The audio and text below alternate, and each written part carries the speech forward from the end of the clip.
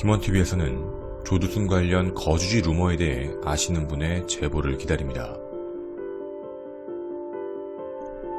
김원TV에서는 이영호 군의 아지트에 대해 아시는 분의 제보를 기다립니다.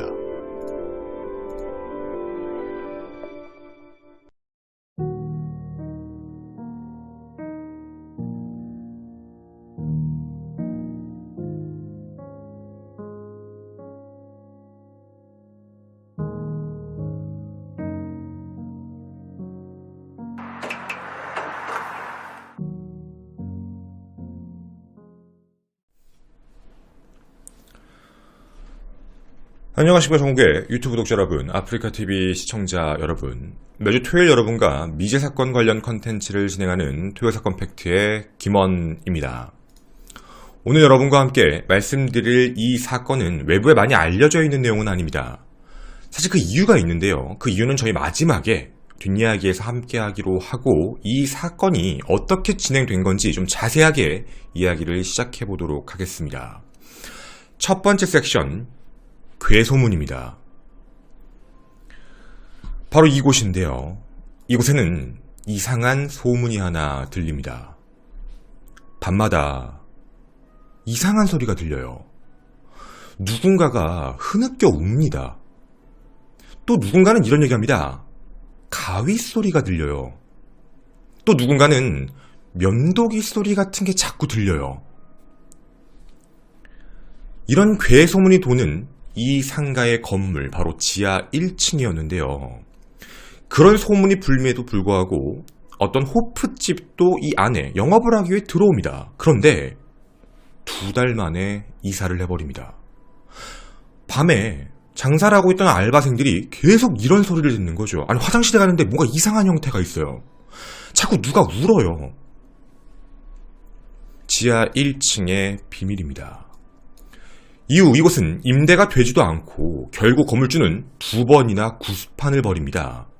그렇게 하면서 뭔가 분위기, 어떻게 보면 좀 괜찮아졌다라고 보여주고 싶어 했지만 소문 때문인지 그 이후 임대를 하는 사람이 아무도 들어오지 않습니다. 결국 상가의 이름을 피읍 상가로 이름을 바꿨고 사람들을 계속 불러 모아보려 했지만 그 이후에 들어오는 사람은 없었습니다. 현재 들리는 소문에 의하면 변화 없이 지하 1층을 폐쇄했다는 소문입니다. 도대체 이 소문이 귀신이 나타난다라는 이야기가 어디서 시작된 걸까요? 두 번째 섹션, 한 통의 전화입니다. 인천 계양구 작전동, 옛날 이름은 미진상가였습니다. 지하 1층에는 이발소가 하나 있었는데요. 이 이발소를 운영하는 사람은 당시 43세 오씨였습니다. 오씨는 주변 상가에 있는 사람들이 이렇게 표현했는데 조그마한 키에 좀 이쁜 얼굴이었습니다.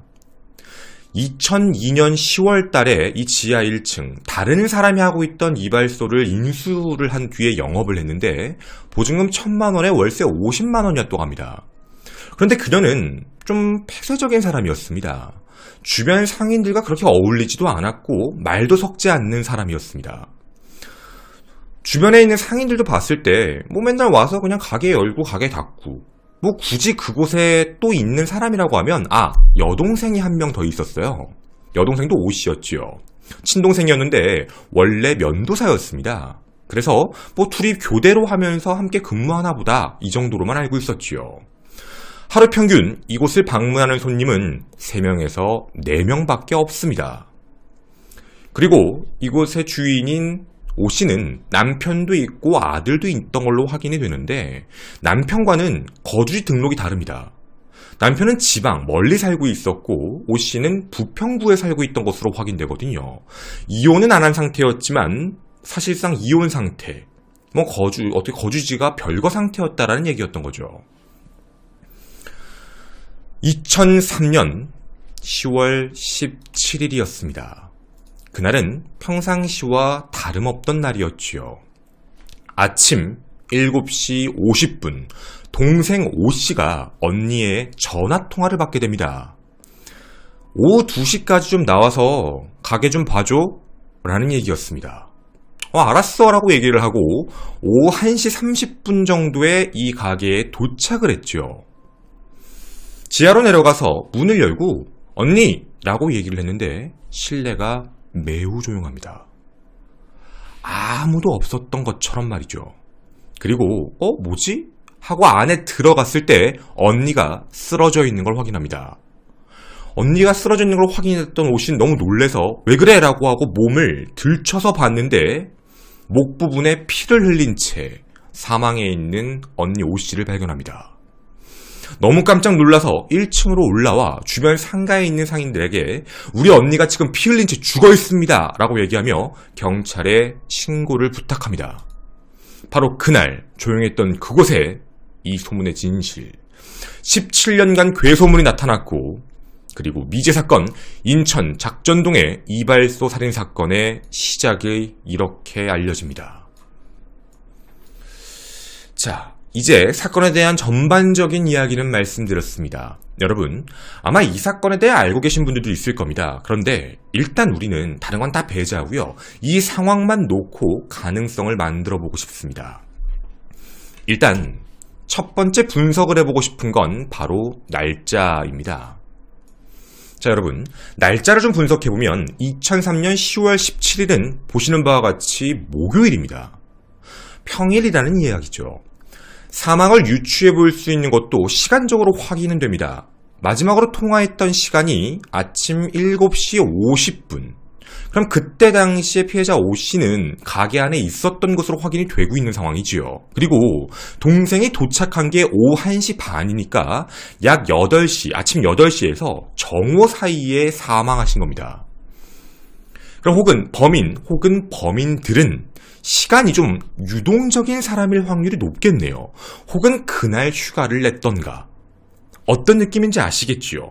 우리가 왜 이야기를 하냐면 만약에 이날 휴가를 낸 사람, 직장인인데 말이죠. 그런 사람이라면 이 이발소의 단골 손님인가를 생각해 볼 수 있는 거고, 만약에 시간이 유동적이지 않은, 예를 들면 시간 유동적인 무언가 일용직 노동자일 확률이 높다면 그냥 지나가다가 들릴 수도 있는 것이지요. 확인적인 상황은 체크가 다른 부분입니다. 자, 그러면 그 다음 부분을 알아보도록 하겠습니다. 저희 지리적인 부분을 함께 이야기를 해보고 싶은데요. 이 상가에 대한 공간적인 부분입니다. 함께 이 장소를 보고 가도록 할 건데요. 바로 이 장소입니다.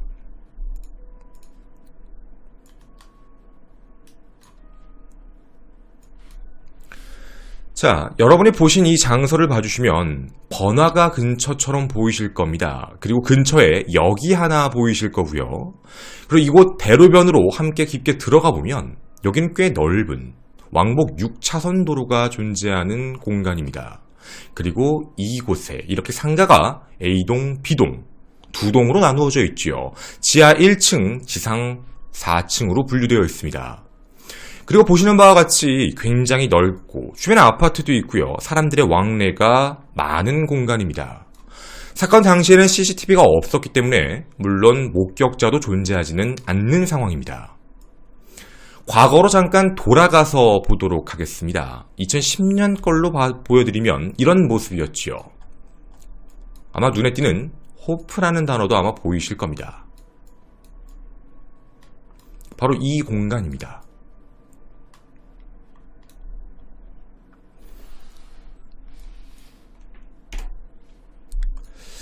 자, 그럼 지리적인 부분은 함께 보셨을 거라고 믿고요. 저희 여기에 대해서 조금 분석을 좀 해보고 싶습니다. 지하 공간에서 사망한 피해자입니다.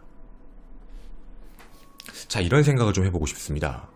범인의 색을 구별하는 범주가 매우 넓어질 수밖에 없지요. 우선 정보의 확대성에 대해서 생각을 해보면 하나, 저희 우발적 범행과 계획적 범행이라는 걸 좀 생각해보고 싶습니다. 일단 계획적 범행이라면 피해자 O씨를 타겟으로 노리고 공격을 한 겁니다. 이곳이 몇 시에 여는지, 언제 있고 언제 여는지, 혼자 있는지, 누구와 있는지, 그리고 월화수목금 어떻게 열고 어떻게 닫는지 이런 일정을 알고 있는 면식범일 확률이 매우 높아집니다. 그럼 범행 목적도 어느 정도 유추가 될 수 있는 건데요. 원한, 치정, 금전적 문제 혹은 성범죄지요. 여기서 알 수 있는 면식의 범주를 조금 좁혀보자면 하나는 남편, 둘은 여동생, 목격자였죠. 그리고 그 외에 간접 면식범이라고 한다면 상가에 있는 사람들 혹은 자주 오는 손님들 정도로는 볼 수 있겠습니다. 저희가 이걸 계획이라는 범주로 일단 묶어서 놓고 생각을 해보자는 거죠. 그리고 두 번째, 우발적 범행이다라고 생각을 해봅시다. 근데 여러분, 여기가 진짜 중요한 포인트입니다. 우발이라고 생각해보면 경우의 수가 조금 달라집니다. 이발소에 와서 갑작스럽게 생기는 우발적 범행이라면 실랑이를 벌일 확률이 되게 높지요. 뜨내기입니다. 즉 이곳에 방문이 빈번하지 않은 사람이 우연히 이 장소에 와서 할 확률도 무시할 수 없는 거지요. 즉 성범죄나 묻지마 범죄, 분노 폭발 이런 생각입니다. 아니 강도일 수도 있잖아. 여러분 하루 방문 3명, 4명 그리고요. 월세가 1000만 원에 50 정도. 그렇게 많은 돈을 버는 장소도 아닙니다. 그리고 여기를 강도범행으로서 범죄행위를 그냥 저지르자라고 보기에는 매우 오픈된 공간입니다. 대로변이고요.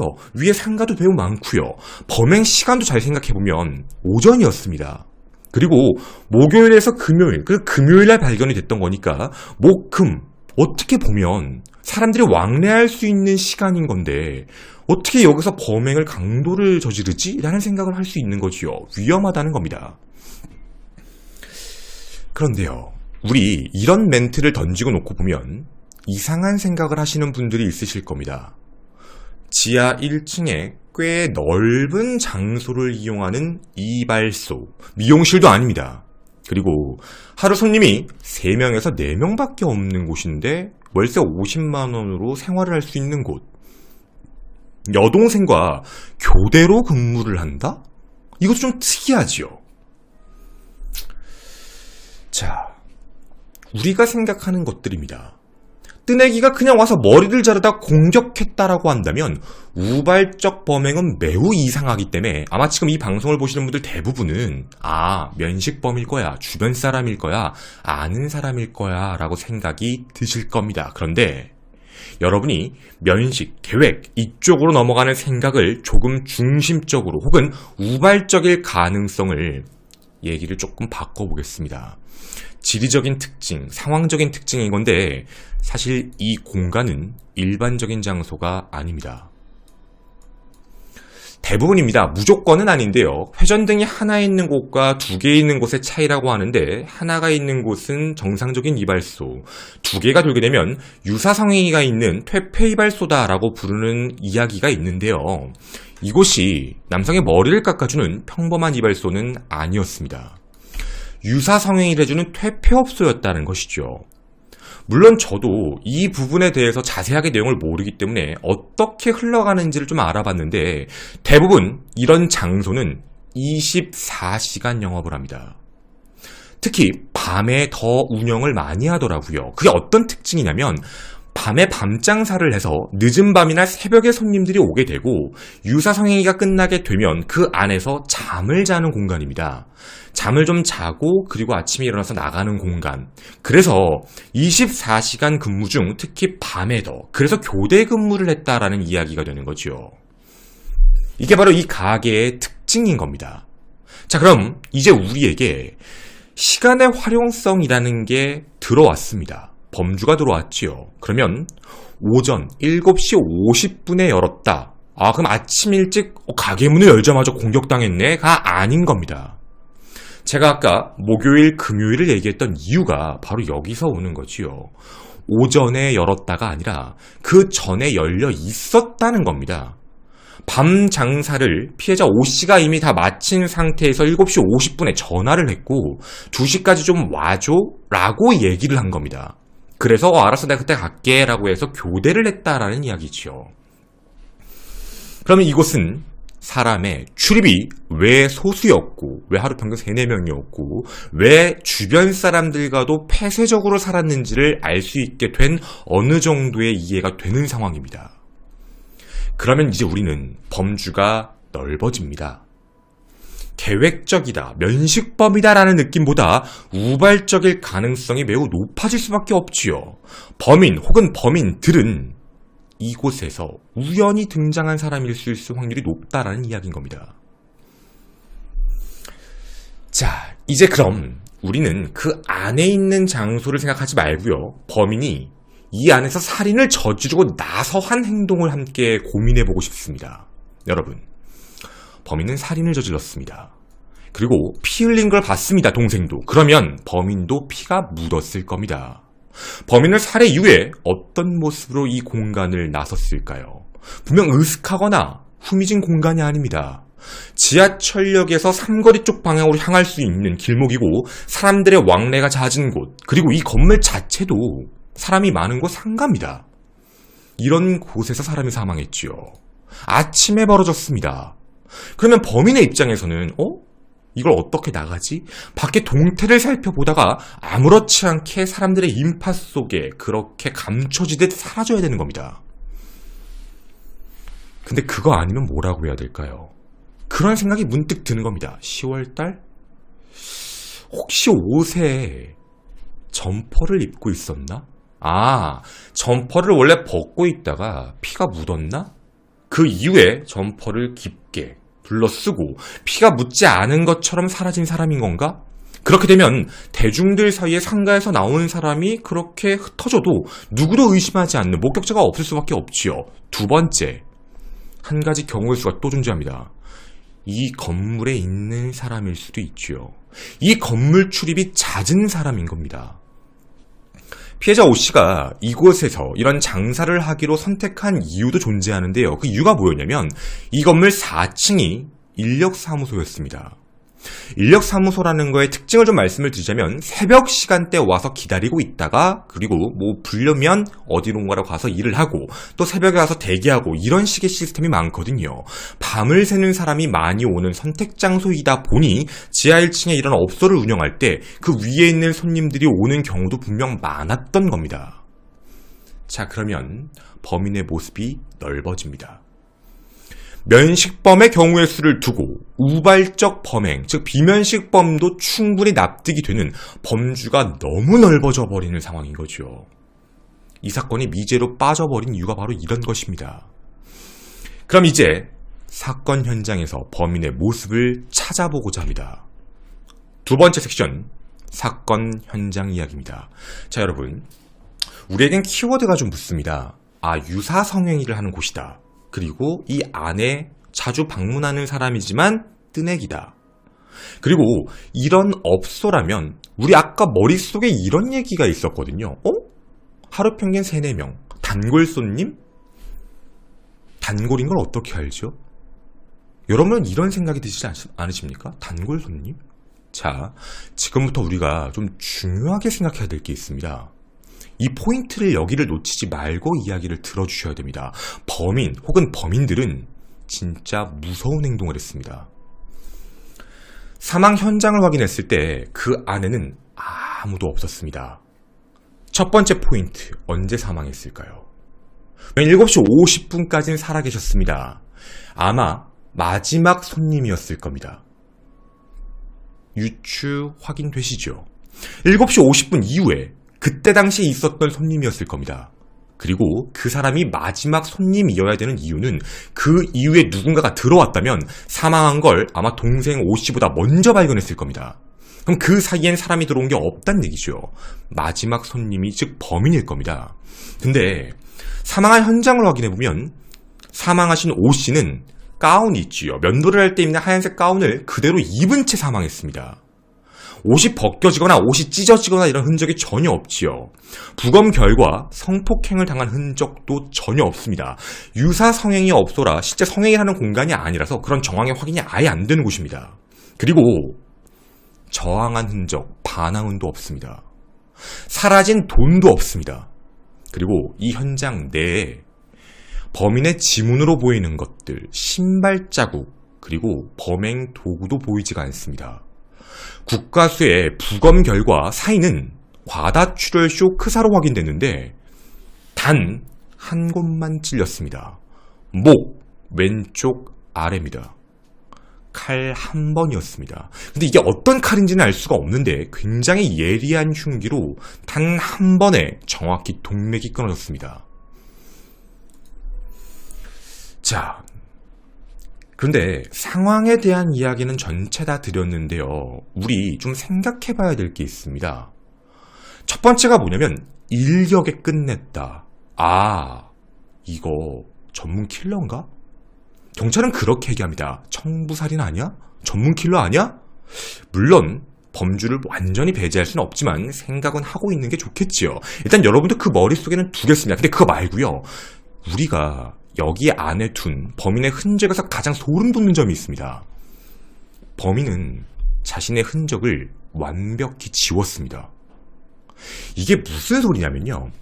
당시 사건이 발생하고 나서 이 안에 있었던 이 업소를 이용한 사람들에 대해, 단골 손님에 대해, 상가에 대해, 남편, 그리고 여동생에 대해 모두 수사를 했다라고 경찰이 발표를 했습니다. 여러분, 유사 퇴폐업소입니다. 유사 성행위 퇴폐업소죠. 여기 단골 손님을 어떻게 알죠? 명부 작성이 됐다면 그걸로 체크를 했겠지요. 그게 아니었습니다. 물론 그것도 있었지만 현장에 있는 휴지입니다. 휴지에 있는 바로 정액입니다. 그 DNA를 통해서 당시에 있었던 사람, 그 전날, 그 다음날 있었던 사람들의 흔적을 찾아서 그 사람들을 DNA와 알리바이를 전부 체크해 본 거거든요. 근데 그 안에서 범인의 DNA가 나타나지 않았습니다.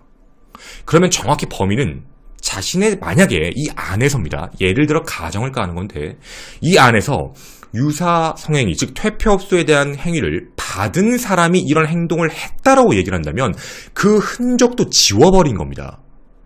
자신의 흔적이 남은 걸 말이죠. 자, 또 하나입니다. 족적도 없습니다. 그리고 지문도 다 없습니다. 또 하나 더. 동맥을 찔렸기 때문에 엄청나게 많은 피가 흘러나왔고 피가 분출형이었을 겁니다. 그리고 그 안에 국가수 부검 결과를 보면 정면에서 찌른 것으로 확인이 되는데 그 정도면 분명히 찌르고 났을 때 피가 분출형으로 묻었을 것 같은데 세면대 있죠. 그 안에 있는 세면대에서 손을 씻은 흔적도 없습니다. 이 사람은, 이 범인 혹은 범인들은 이 안에 있는 흔적들을 지우는 부분에 있어서 조금 능숙했습니다. 자신의 흔적은 완벽하게 지웠다. 그리고 따로 예약하고 온 것도 아닙니다. 그런 게 확인되는 게 아니라 그 장소에 그대로 들어왔던 거거든요. 또 하나 더. 도구도 확인이 안 됩니다. 그 안의 장소? 아, 면도칼로 그랬나? 면도칼로는 찌르는 게 안 됩니다. 긋는 것만 가능하지요. 이건 자신이 살해 도구를 갖고 들어왔고 살해 도구로 처리를 하고 갖고 나간 겁니다. 이게 무엇일까요? 우리한테 보여지는 모습이 어떤 걸까요? 그러면 우린 이런 상황을 한번 얘기해 보겠습니다. 범행의 섹션을 그려보는 건데 범인이 일반적인 손님이었다고 가정을 해보면 그 전날 들어와서 그런 행위를 했다. 그러고 나서 살인을 했다. 그 안에 자신이 남아있는 모든 흔적을 지웠다. 정말 능숙하고 정말 체계적입니다. 누가 중간에 들어올지 모르거든요. 여러분 어떤 얘기인지 아십니까? 범인의 모습을 봤을 때입니다. 그 안에 누가 들어오고 자기가 청소하고 있을 때, 치우고 있을 때 누가 문을 벌컥 열고 들어오면 바로 잡히는 상황이지요.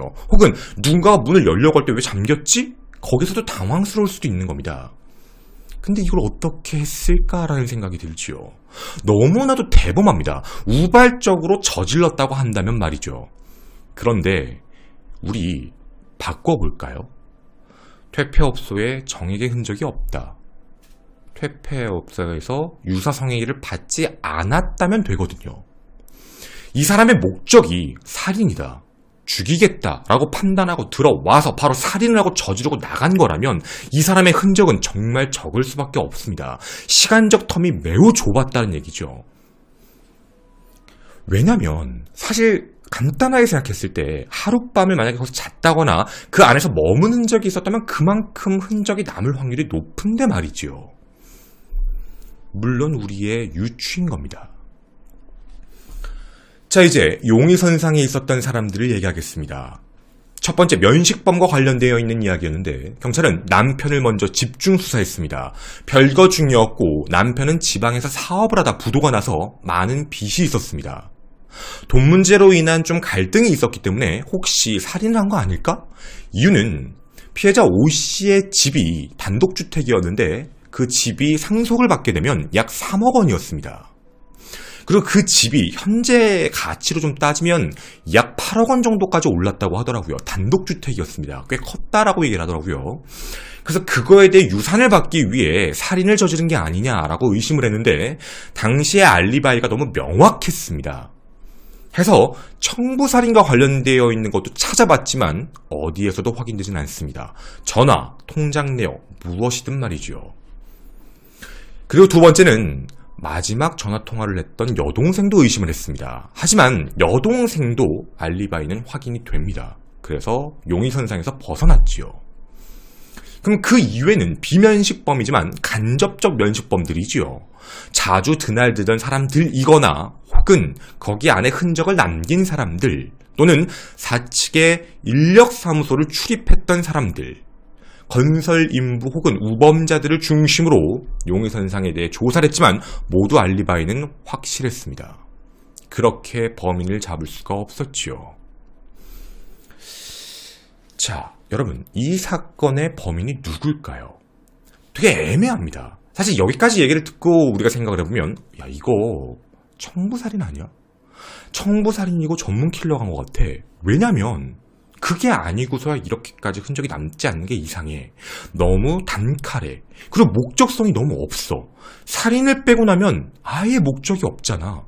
이런 느낌인 거지요. 만약에 원한이었던 것도 이상합니다. 자, 원한을 말씀드리겠습니다.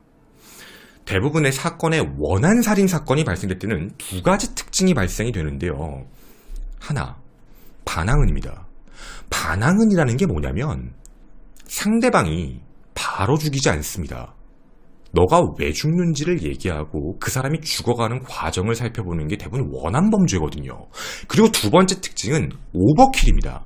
오버킬이라는 게 뭐 킬링에 대한 오버일 수도 있고 혹은 과도한 폭력 행위죠. 뭐 이런 구타에 대한 흔적이 너무 많고 그 다음 살인이 있거나 킬링하는 행동 자체가 너무 과다하거나 이렇게 분노 폭발형의 범죄가 나타나면 무언가 원한이구나 정도는 생각해 볼 수 있지요. 근데 이건 전혀 없습니다. 단 한 번이죠. 또 하나 더. 살인의 모습을 봤는데 반항도 없었다는 건 그냥 섰다가 바로 공격을 당한 겁니다. 이상하죠. 근데 여기서 더 이상한 점을 하나 말씀드리겠습니다. 자, 여러분, 사람이 칼이 몸 안에 삽입이 되게 되면 칼은 반드시 갈고리형 혹은 S자형의 형태를 띱니다. 그게 어떤 소리냐면 찔렸을 때 움직였다는 얘기가 됩니다. 대부분 의식이 있는 사람이 하는 반사적인 행동이거든요. 여러분도 아마 상상해보시면 당연히 그렇게 나오실 겁니다. 사람이 찌르자마자 죽지는 않거든요. 찔렸을 때 아무리 무방비 상태에 찔렸다 하더라도 찔린 다음에 하는 행동에서는 분명히 상처 혈흔의 약간의 모습의 곡선의 형태가 등장하게 됩니다. 움직이는 동선에서 나타나는 모습이지요. 표피에서도 내부 근육에서도 나오는 모습입니다. 근데 그 모습이 나타나지 않는 시신들도 있습니다. 찔린 흔적이 그대로 남는 것이요. 일자라면 그대로 일자 모양으로. 경우의 수는 두 가지입니다. 하나, 기절 혹은 이미 사망한 상태. 이미 쓰러져 있는 상태에서 사람을 찌르게 되면 반응이 없습니다. 그러면 푹 하면 그대로 남지요. 혹은 뭐 잠자고 있거나 똑같은 상황입니다. 그게 아니면 뭘까요? 여러분이 생각하시는 두 번째 경우의 수는 뭡니까? 두 번째는 이겁니다. 잡는 겁니다. 누군가가 사람을 잡고 났을 때 찌르면 그런 흔적이 많이 나타나지가 않습니다. 사람이 반항을 못하는 상황이라는 거죠. 근데 여기서 찔린 각도에 대한 부분과 흔적을 확인해 보게 되면 피해자는 반항은도 없고 그리고 정확하게 보면 누군가가 도와줄 확률이 매우 높다라고 보여지는 상황이 나타납니다.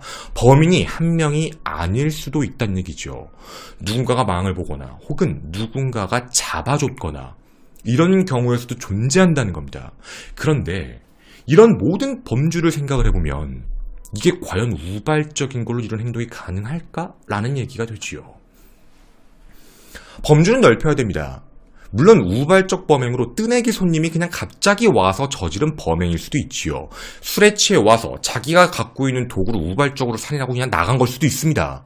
그런데 그런 것 치고는 너무 흔적이 없으니 우리는 청부살인이다, 계획적이다, 뭔가 이상하다, 여러 가지의 이야기들이 나오는 것이죠. 분명한 건 이렇습니다. 칼을 쓴 게 확실했습니다. 그리고 범인은 분명 냉철했습니다. 감각이 매우 침착한 사람이었다는 거죠. 누굴까요?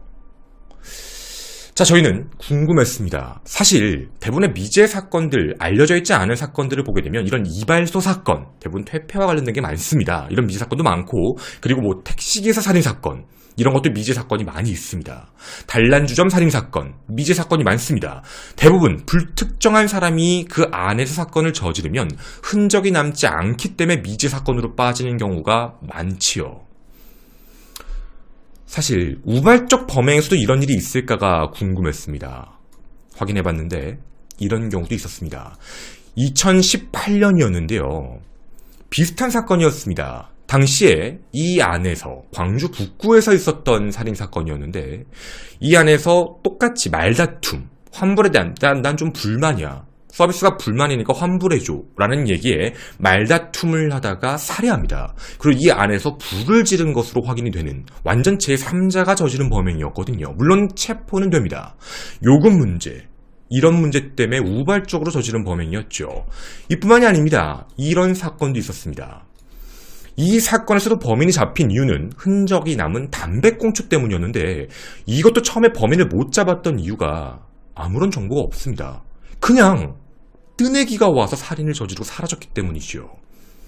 물론 이 사건도 당연히 뜨내기가 저지른 살인일 수도 있습니다. 하지만 분명 특이한 살인 사건이긴 합니다. 너무나 냉철했기 때문이죠. 여러분은 어떻게 생각하십니까? 이 사건의 범인이 말이죠. 정말 전문 킬러일까요? 이런 생각도 있습니다. 혹시 외국인이 아닐까? 여러분의 생각을 기다리겠습니다. 저는 토요사건 팩트의 김원이었습니다. 감사합니다. 라이브 방송에서만 가능한 얘기라 뒷이야기에서 간단하게 좀 얘기를 해보도록 하겠습니다. 일단은 먼저 이렇게 좀 하나의 프레임은 깔고 말씀을 드릴게요. 이 사건은 외부에 많이 공개는 되지 않았습니다. 뭐 아시다시피 이제 업소에 대한 문제이기도 하고, 그리고 사건의 범주가 잡혀지는 게 거의 없었어요. 그러니까 너무 사건의 범주가 넓기 때문에, 그래서 좀 뭐랄까, 좀 사람들이, 그러니까 외부에도 많이 이렇게 회자되지도 않았고, 특히나 이 사건은 발생되고 나서 지역에서도 흉흉한 소리가 났었어요. 아까 말씀드린 대로, 처음에 서도한 대로 이 상가에서 지하 1층에 그 여주인분이 사망한 이후에 괴담이 들린다. 그러니까 뭐 여자 울음소리가 들린다, 면도기 소리가 들린다, 뭐 가위 소리가 들린다, 막 이런 얘기가 자꾸 나다 보니까 지하 1층에 세입자들이 안 들어오기 시작을 했고, 그리고 나중에 굳이 들어왔는데, 아까 제가 호프집 하나 확대해서 보여드렸잖아요. 호프집도 들어왔는데 금방 나가요. 그러니까 자꾸 알바생들이 그만두고 무섭다고 하니까 이상한 소리 난다고. 그래서 이제 그런 문제가 있다 보니 뭐 굿도 하고, 그리고 이제 뭐 아예 이름도 바꿔보고 해봤지만 그래도 계속 이제 일이 터졌죠. 그러면 뭐 현재 소문으로는 지하 1층을 폐쇄했다는 얘기가 있는데, 이 사건은 좀 잔혹하기는 하지만 경찰 쪽에서 청부살인이 아닐까, 전문적인 사람의 소행 같다라고 얘기했던 이유가, 그러니까 어떤 도구로 살인을 저질렀는지도 몰라요. 어떤 도구인지도 모르고, 물론 우연하게 찔렀는데 그게 이제 그런 정확하게 그 공간을 찔렀다라고 얘기하는 부분에 대해서 우연성일 수도 있어요. 우연일 수도 있는데, 근데 이게 왜 이제 청부살인 쪽이다라고 얘기하는, 주장하시는 분들의 이야기에서 뭐가 좀 많이 나온 얘기냐면, 범죄 패턴에서 사람이 사람을 살해하려고 할 때, 얘기 가지고 살해를 하려고 할 때 대부분은 목 부분을 공격할 생각을 잘 안 해요. 그러니까 목부물에 대한 공격을 잘 안 하는 이유는, 이거는 약간 뭐라고 할까, 이제 저도 이제 어느 책에서 그냥 본 건데, 범죄 심리 하시는 분들이 말씀하시는 건 범주예요. 그러니까 범주라는 게 뭐냐면 좁아요. 그러니까 좁다는 게 뭐냐면 이게 타겟이 좁다는 얘기거든요. 그러니까 목이라는 부분은 타겟이 작고 좁아서 이게 자기가 거기를 공격한다라고 마음을 먹을 때 좀 불편하다고 생각을 하는 거예요. 그래서 그리고 이제 그 이후에 처리하는 것도 너무 어렵고, 그리고 그걸로 인해서 사람이 사망하는 것, 그러니까 그 단계에 가는 거에 대해서 많은 이제 어떻게 보면 데이터라고 해야 될까? 숙련도가 없는 사람일수록, 그러니까 초범일수록 몸통의 공격이 훨씬 많고, 대부분 갈비뼈 부분을 공격을 많이 해서 뼈에 닿는 습성이 많을 때 이제 초범이라는 얘기를 되게 많이 하잖아요. 그러니까 모르니까 그 자기 손도 다칠 거고. 그래서 원래 좀 전문가 쪽, 그러니까 좀 많이 살인을 저지른 사람일수록 목 쪽을 공격을 많이 한다고 해요.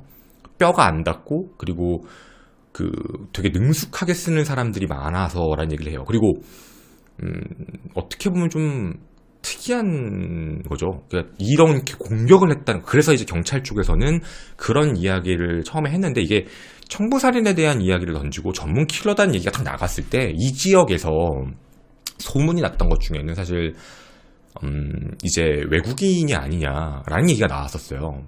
그러니까 외국인이 저지른 범행 아니냐. 그래서 그것도 이제 좀 이런 거를 많이 했던 사람, 그러니까 이제 경험치가 높은, 이제 한 번에 공격을 하고 한 번에 끝내는 거죠. 그러니까 그런 게 아니냐. 정확히 급소를 찔렀거든요. 그래서 이게 그런 의심이 간다.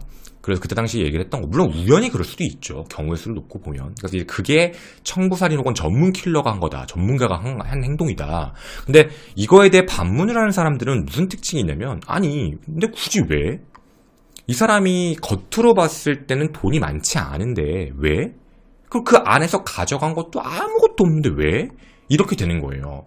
그래서 이제 남편 쪽에 의심을 했던 거지만 남편 쪽하고 연관된 사람은 아무도 없고, 이제 그러다 보니까 만약에 이게 이쪽으로 가기에는 너무나도 증거가 없다. 그쪽은 수사를 많이 한 거니까 안 됐다라는 얘기가 된 거고, 그러면 우발 범행이다. 우발 범행인데 이런 경험치가 있는 애가 아닌가? 라는 생각인 거예요. 그러니까 살인에 대한 경험치가 그냥 있는 거죠. 그냥 쉽게 얘기하면. 뭐 예를 들면 이런 생각인 건데, 예를 드는 거예요.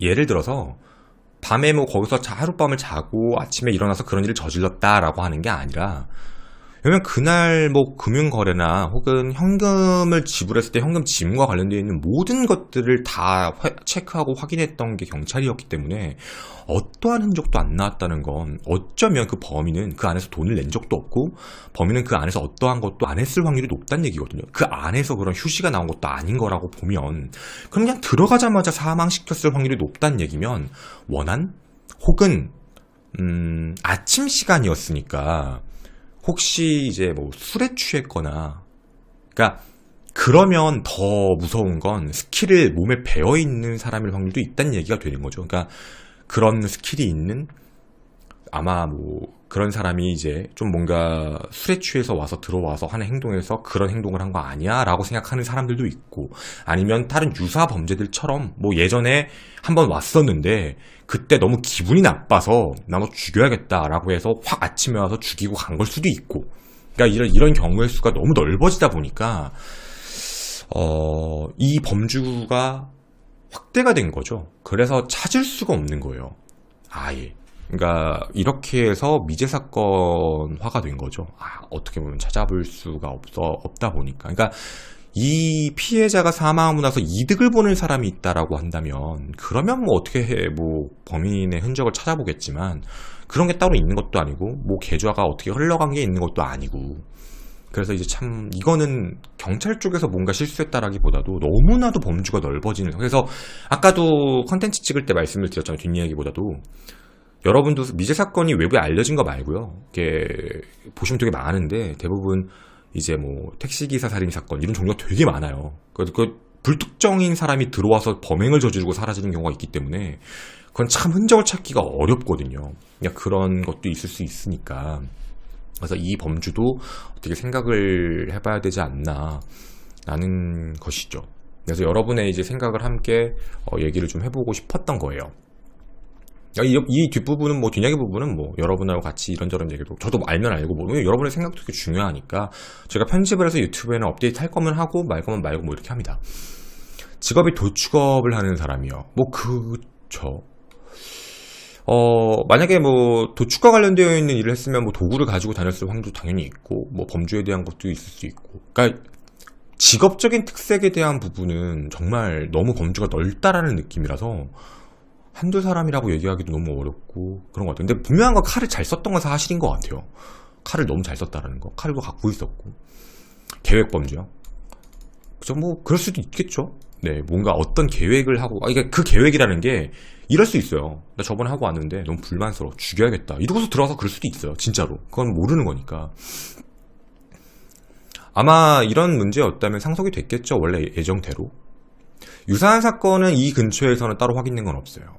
네. 그쵸. 이럴 수 있죠. 이렇게 되면 이것도 계획살인이 되는 거긴 하니까. 한번 왔다가 원한, 아까 보여드렸던 이제 비슷한 사건들이 있었던 것처럼 너무 불만이 많아서 이거 한번 뭐 해서, 네. 범행 도구는 그렇게 크진 않았고, 그러니까 얘기예요. 칼인데, 어떤 칼인지는 특정화를 못했어요. 그러니까 칼은 맞는 것 같은데, 네. 좀 애매모호한, 네. 그쵸, 뭐 서비스 받던 도중일 수도 있고. 그러니까 이게 그런 문제들도 사실은 있을 것 같아요. 그 유사성행위를 하게 되면 대부분 이제 왜 피해자의 손이나 이런 곳에 흔적이 남지 않냐면 대부분 이제 씻죠, 바로바로. 이제 되게 깨끗이 씻으니까 그런 게 확인이 안 될 수도 있는 건데 문제는 그 안에 남아있는 흔적 안에서 아무것도 체크가 안 되다 보니까 남아는 있는데 근데 범인이 만약이요. 그러니까 이게 왜 저희가 이 얘기를 했냐면 자기 것만 어떻게 찾지라는 생각도 했어요.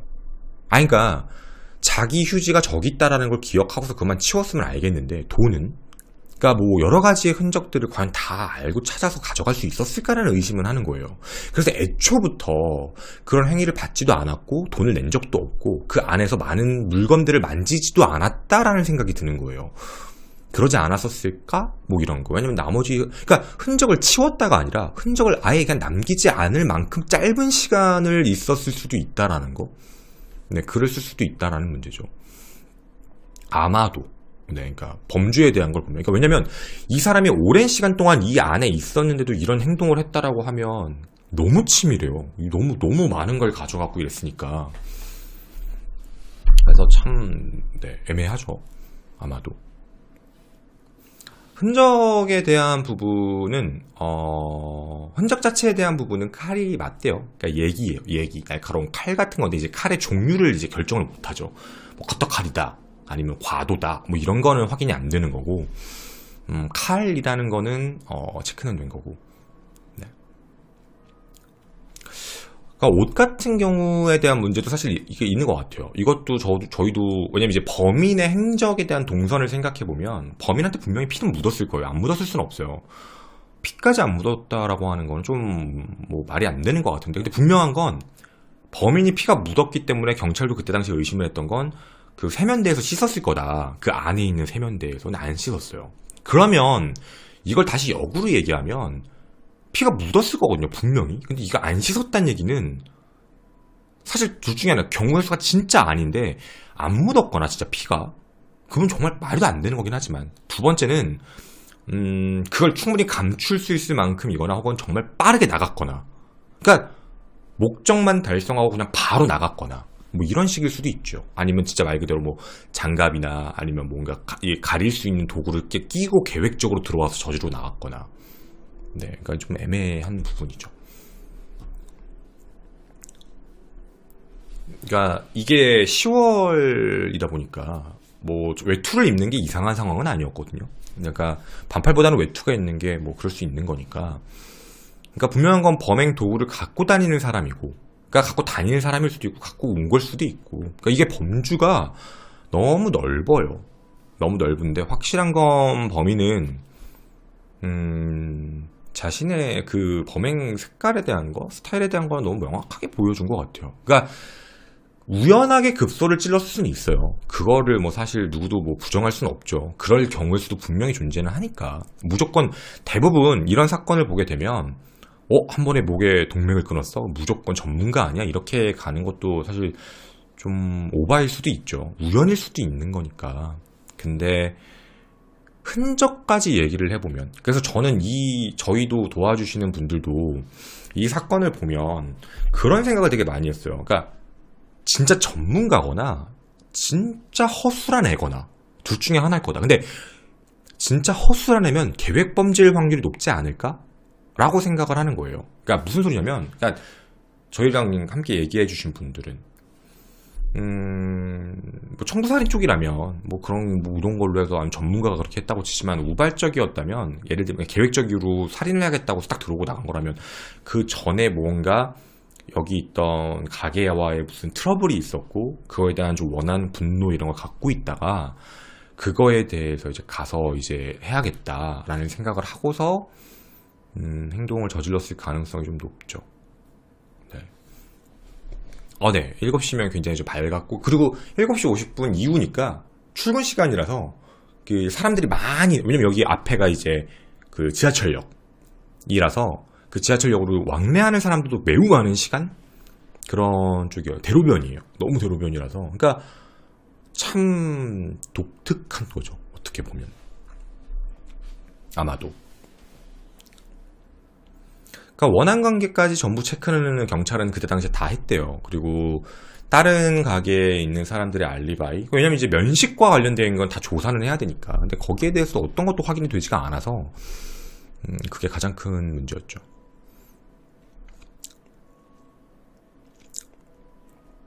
그러니까 이 범주가 좀 넓어요. 너무 범주가 넓어서 참 누구다라고 특정할 수가 없다라는.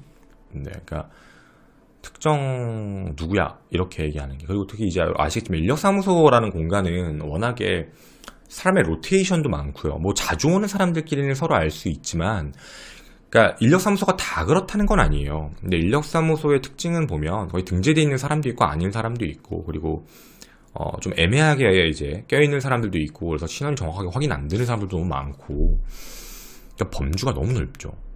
진짜로. 네. 그러니까 여러 가지, 그러니까 경우에서 너무 넓어요. 그러니까 참 애매한 것 같아요. 그래서 만약에 우발범행이라고 얘기를 한다면, 우발이 나중에 계획범행으로 바뀌어서 와서 그냥 원한 때문에 죽이고 바로 갔다라고 한다면 흔적이 안 남았을 확률이 당연히 오래 안 있었으니까. 그러니까 오래 있었는데 흔적이 안 남은 전문가, 경험치가 높은 사람 이런 건데, 짧게 금방 목적만 저지르고 사라진 사람이라고 한다면, 왜냐하면 참 24시간 운영되는 걸 알고 있음에도 불구하고 이 안에서 뭔가 청소를 하고 흔적을 지우면서 있었다라고 하는 건 너무나도 간이 배 밖으로 나온 행동이 아닐까라는 생각이에요. 범인이 그렇게까지 여유로웠을까. 네, 그리고 그게 과연 뭐 어떤 상황일진 잘 모르겠지만, 네. 그래서 미제 사건으로 빠졌습니다. 뭐 그럴 수도 있죠. 뭐 갔다가 꽁치고 나서, 네, 아침에, 그쵸, 새벽에 이제 다 사람들 떠나고 아침이 돼가지고 그러고 와서 범행을 했을 수도 있고, 그러니까 그날에 있었던 인력사무소에 있던 모든 사람들까지 알리바이로 체크했던 것 같아요. 그랬는데 확인이 안 되다 보니까 참, 그쵸, 그러니까 체크할 수 있는 범주에서 확인되는 건 다 한 것 같아요. 그러니까 사실 저는 그렇게 생각해요. 경찰에서 신원 확인할 수 있는 사람은 다 확인한 것 같은데 이게 다 확인은 또 안 되니까. 그러니까 만약에 이게 얘기가 진짜 전부 다 확인한 거 맞아? 라고 하면 그거는 노인 것 같아요. 그건 불가능하니까 사실은. 근데 일단 확보된 사람들은 다 했겠죠. 근데 그 사람들 사이에는 없었던 거니까 그때 너 누구랑 있었어?까지 확인은 다 했겠지만, 네, 그러니까 너무 범주가 넓어지는. 근데 여기 안에 뭐 그 범인의 DNA가 남아있는 것도 아니고 뭐 흔적이 남아있는 게 없으니까. 그래서 이 사건이 이제 미궁으로 완전히 빠졌죠. 그래서 이 사건이 계속 지금 이제 17년이 됐는데, 인천지방청에서는 계속 미제팀에서 확인을 하고 있는데 새로운 증거가 없어요. 그러니까 확인을 해보려고 해도 뭐가 나오는 게 없으니까. 네, 그래서 참 어려운 것 같아요. 근데 오늘 이거 뒷이야기는 여러분들 되게 복잡한가 보다. 저번 주에 막 이런저런 얘기 많이 했는데 여러분들 되게 복잡하신가 봐요. 그래서 족적에 대한 부분도 사실 되게 의문이기는 한 건 사실이에요. 그래서 경찰 쪽에서는 지운 거 아니냐라고 하고 있는데, 족적에 대한 부분이 원래는 그러니까 뭐라고 하는 게 좋을까? 이게 참 모호한 게, 족적의 정의가, 그러니까 사실 이 공간이, 이 아까 말씀드린 이 장소, 그러니까 예를 들면 가정집 이렇게 얘기하면, 가정집은 가족들, 그 집에 들어가는 사람들의 흔적이 남는 게 정상적인데, 방바닥에 발자국 찍혀있는 신발 자국 있으면 족적이 돼요. 누가 집 안에서 신발 신고 돌아다녀요? 근데 그런 상황이겠죠. 근데 여기 이 사건에서 족적이 없다라고 표현하는 거에서 신발을 벗고 들어왔다고 하면 답은 없어요. 어차피. 그러니까 족적에 대한 범주는 진짜로 좀 뭐라고 해야 될까? 애매해요. 그러니까 족적이라고 얘기하는 그 범주가 우리가 그러니까 늘 여기가 신발 신고 다니는 곳이야. 피해자가 신발을 신고 사망했어. 신발 신고 있는 다니는 곳에 사망했어. 라면 족적의 의미가 없어요. 원래 거기는 신발 신고 다니는 거면 얼마나 많은 족적이 있겠어요. 그 안에서. 그러니까 그건 물론 이제 피 묻은 족적이 나오면 모르겠는데 그게 아니면 의미가 없죠. 그러니까 그러면 참 다른 거니까. 그죠? 사실 청부살인에 대한 의미가 정말 있었을까라는 생각도 들어요. 어떻게 보면. 뜨내길 확률이 매우 높지 않을까 한데 참, 네, 범주가 참 너무 넓다 보니까 어떻게 뭐다라고 얘기하기가, 그쵸. 허무하죠. 네. 그러니까 이 사건은 경찰 쪽에서 너무 많은 자료를 갖고 있지는 않고, 그러니까 피해자의 사인 가지고도 판단이 안 되고, 현장의 증거에서도 확인이 안 되고, 어딜 맞은 흔적도 없고 반항한 흔적도 없고, 피해자는 그냥 한 번만 찔리고 과다출혈 쇼크사로 사망했고, 그러니까 이게 참 그렇죠. 근데 CCTV가 이 근처에 CCTV는 없었고, 일단 그때 당시에 CCTV가 있었으면 잡았죠. 그 시간에 누가 나왔는지 찾거나 뭐 이랬다면. 근데 CCTV도 없고 뭐 블랙박스가 있는 것도 아니고, 지금 정도면, 지금 현재라면 뭐 잡을 수 있을지 모르겠지만 저때 당시에는 뭐 못 잡았죠.